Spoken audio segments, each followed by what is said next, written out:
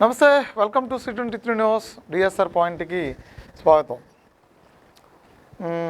పెడన మాజీ ఎమ్మెల్యే, ఆంధ్రప్రదేశ్ మాజీ మంత్రి, వైఎస్ఆర్సీపీ పార్టీ నేత జోగి రమేష్ ఈ మధ్యకాలంలో ఆయన చాలా సంచలనమైనటువంటి కేసులు ఇరుక్కుంటున్నారు. ఒక పక్కన ఏదో నకిలీ మద్యం కేసు అని చెప్పని ఈ మధ్యకాలంలో జైలుకి వెళ్ళి వచ్చారు. ఆయనతో పాటు అగ్రిగోల్డ్ భూములకు సంబంధించి ఆయన కుమారుడు జైలుకి వెళ్ళి వచ్చాడు. జోగి రమేష్ సోదరుడు కూడా జోగి రమేష్తో పాటు ఈ కేసుల్లో జైలుకి వెళ్ళాడు. అప్పుడు ఆ కేసులో జైలుకి వెళ్ళడానికి ప్రధాన కారణం ఏంటంటే, ఎక్కడో నుంచి మద్యం తీసుకొచ్చి ఇబ్రహీపట్నంలో స్టాక్ పెట్టి ప్రజల ప్రాణాలు తీసేయడానికి నకిలీ మద్యం ఎక్కడి నుంచి పంపిస్తున్నారని చెప్పని ప్రభుత్వం మీద బురద జల్లే ప్రయత్నం చేశారు. తీగలాగితే డొంక కదిలినట్టు అసలు ఈ మద్యం ఎవరిది, ఎక్కడి నుంచి తీసుకొచ్చారంటే, అసలు ఆ మద్యం సంబంధించినటువంటి నేతలు ఎవరైతే ఉన్నారో వాళ్ళందరూ ఎవరు అంటే వైఎస్ఆర్సీపీ పార్టీలోనే డిస్టిలరీస్ తీసుకుని రాష్ట్రంలో చాలా ప్రాంతాల్లో మద్యం తయారు చేసి తీసుకొచ్చి ఇబ్రహీపట్నం జోగి రమేష్ అడ్డా అయినటువంటి ప్రాంతంలో స్టోర్ చేసి ఉంచారు. దాన్ని ప్రభుత్వం మారిన తర్వాత, అంటే ఆ ప్రభుత్వంలో చేసిన దానిని ప్రభుత్వం మారిన తర్వాత ఈ ప్రభుత్వానికి బురదంటించే ప్రయత్నం జోగి రమేష్ ఆవేశంతో, అంటే పూర్తి ఆలోచన లేకుండా వెళ్ళి తను తీసుకున్న గోతులో తానే పడ్డాడు. ఆ కేసు దర్యాప్తు చేస్తే, పూర్తిగా లోతైన దర్యాప్తు చేస్తే ఆ కేసు, వాళ్ళకున్న రిలేషన్స్, ఇతనికి వచ్చిన డబ్బులు, ట్రాన్సాక్షన్స్, ఈ వాట్సాప్ చాటింగ్లు, ఫంక్షన్లో కలిసినటువంటి ఫొటోస్ అన్నీ ఒకేసారి ఇబ్బడిదిబ్బడిగా బయటకు వచ్చినాయి. బయటకు వచ్చిన తర్వాత తీసుకెళ్లి జైల్లో పడేసి ప్రభుత్వాన్ని అప్రతిష్ట పాలు చేసే ప్రయత్నం చేసినందుకు, ప్రభుత్వాన్ని మీద ప్రజలకు వ్యతిరేకత తీసుకొచ్చి రాజద్రోహం కేసు లాంటివన్నీ కూడా పెట్టి లోపల పడేసినట్టున్నారు. తర్వాత ఏదో బెయిల్ తీసుకున్నాడు, బయటకు వచ్చాడు. బయటకు వచ్చిన తర్వాత కూడా 1-2 ప్రెస్ మీట్లు పెట్టాడు. ఇంకేదో మళ్ళా యథా రాజా తదా ప్రజ అని ఎప్పట్లాగానే నోటుకొచ్చినటువంటి పదాలని ఉచ్చరించాడు. అంటే అప్పట్లా మరీ రెచ్చిపోయి మాట్లాడబోయినా కొంత ఆవేశంతో అయితే మాత్రం రగిలిపోతూ మాత్రం మాట్లాడాడు. అంటే మరీ నోరు స్లింగ్ ఏది అప్పుడెప్పుడో వేదిక మీద నుంచి ఇళ్ల పట్టాలు ఇస్తామని చెప్పని రాజధానిలో ఒక సభ ఏర్పాటు చేసి ఇళ్ల పట్టాలు తీసుకోవడానికి వచ్చినటువంటి పాపం బేదా బిక్కి ముసలమ్మక్క అందరినీ కూర్చోబెట్టి పవన్ కళ్యాణ్ తార్పుడిగాడని, అతను ఎవరో రఘురామకృష్ణరాజు అని, అతన్ని విగ్గు రాజుగాడని, ఇలాగా ఇక ఇక ఇక చెప్పనవసరం లేక చంద్రబాబుని ఏమన్నాడో, లోకేష్ని ఏమన్నాడో, ఓ బండబూతులు మాట్లాడాడు. చాలా నీచంగా మాట్లాడాడు.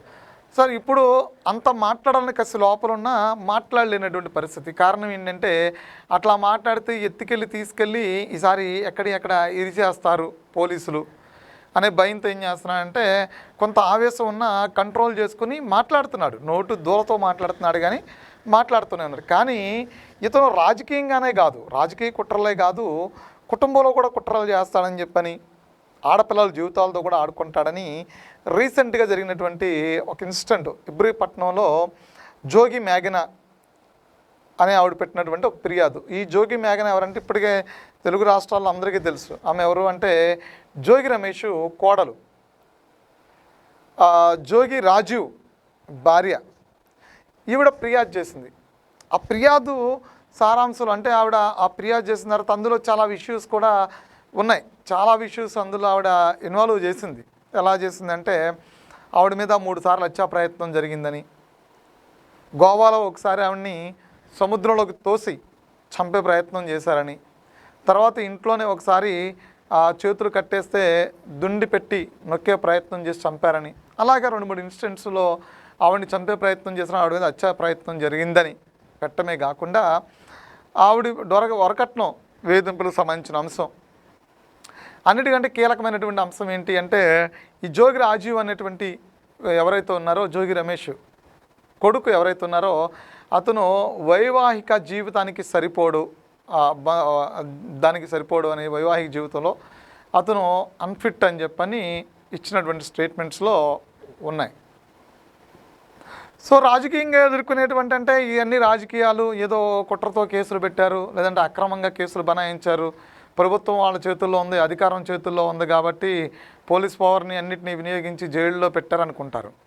కానీ ఈయన కుటుంబంలో ఏది ఒక ఆడపిల్లని పెళ్ళికి పడడు అని తెలిసినట్టు ఒక వ్యక్తిని, కొడుకుని ఇచ్చి పెళ్లి చేసి ఒక ఆడపిల్ల జీవితాన్ని నాశనం చేయడమే కాకుండా ఫర్దర్గా ఆ పిల్లకి చేయాల్సిన మంచిని చేయకపోగా మళ్ళీ ఆ పిల్లని చంపేటువంటి ప్రయత్నం చేశారు.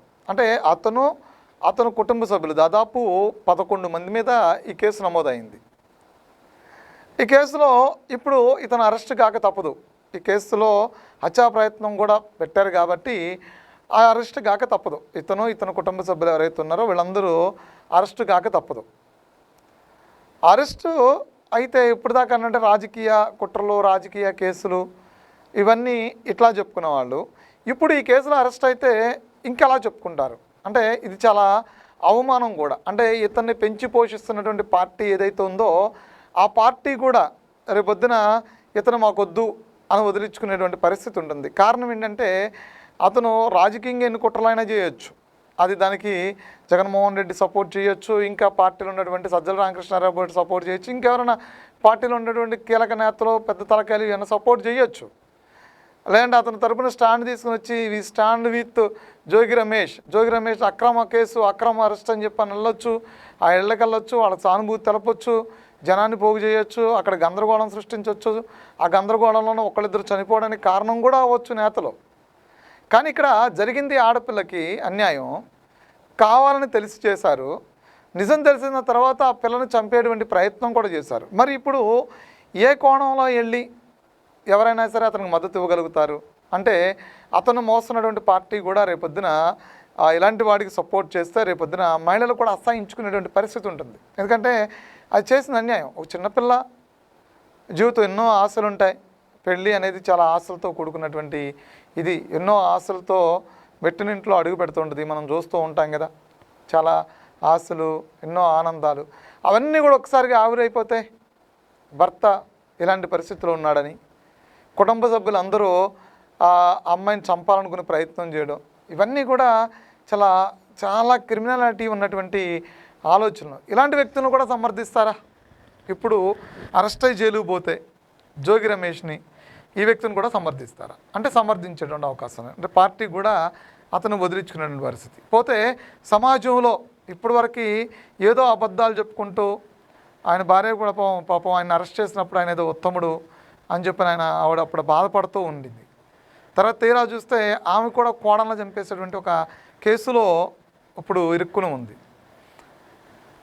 రేపొద్దున ఇలాంటి వాటి అన్నీ కూడా బయటకు వస్తే సమాజానికి ఏం సమాధానం చెప్తారు? సమాజం వీళ్ళ పట్ల ఎలా వ్యవహరిస్తుంది? రేపొద్దున వీళ్ళు ప్రజాప్రతినిధులుగా సమాజంలోకి వచ్చి ఏ మంచి చెప్తామని చెప్పని సమాజంలోకి వచ్చి ఓట్లు అడుగుతారు. ఎవరికైనా కష్టం వస్తే ఇలా గుమ్మం దొక్కాలంటే ఎవరు దొక్కుతారు?